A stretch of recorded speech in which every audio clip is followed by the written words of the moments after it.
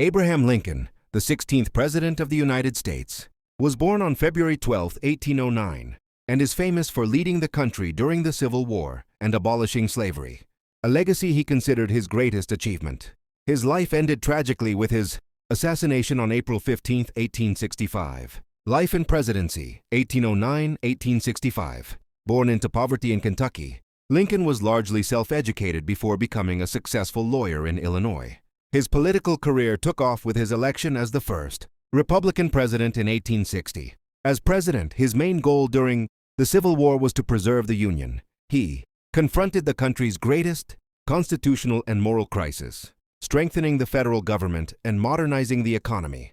His most momentous action was the issuance of the Emancipation Proclamation in 1863, which changed the legal status of millions of African Americans and laid the groundwork for the subsequent 13th Amendment, which abolished slavery. Tragic death, 1865. Just 5 days after Confederate General Robert E. Lee surrendered at Appomattox, marking the end of the Civil War, Lincoln was fatally wounded. Date and location: on Good Friday, April 14, 1865. Lincoln attended a performance of the play Our American Cousin at Ford's Theater in Washington, D.C.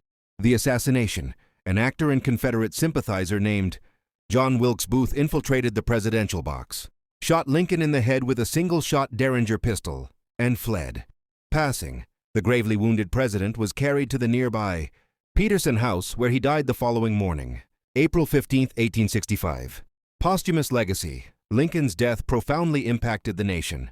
The possibility of a peace with magnanimity towards the South vanished, and his legacy of unity and freedom endured. The Emancipation Proclamation was a crucial executive order issued by Abraham Lincoln, and his role as commander-in-chief was fundamental to the Union's strategy during the Civil War. The Emancipation Proclamation: Lincoln issued a preliminary proclamation on September 22, 1862, warning the Confederate States that if they did not return to the Union by January 1, 1863, all slaves within their territory would be declared free. When they failed to heed the warning, the final proclamation took effect on January 1, 1863. Key points: limited scope, revolutionary impact.